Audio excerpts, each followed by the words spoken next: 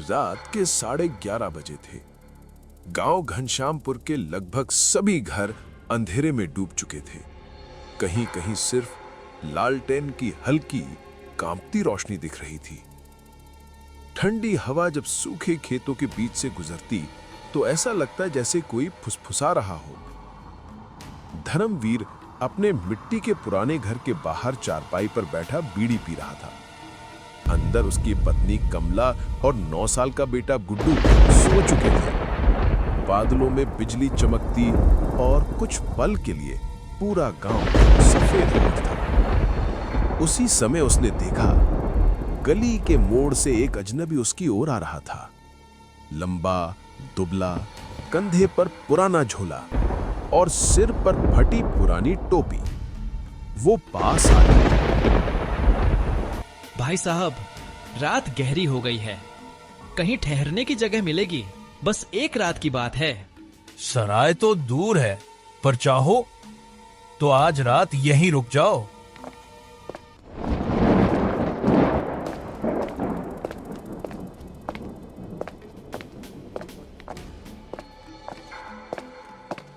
इतनी रात को कौन आया?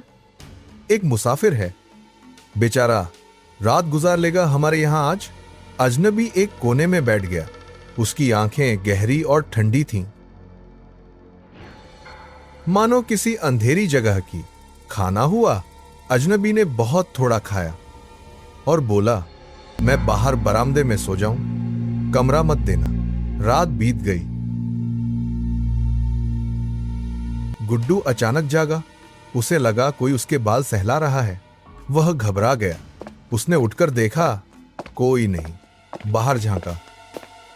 अजनबी लेटा था, लेकिन उसकी आंखें खुली थीं और वह बिना पलक झपकाए छत देख रहा था।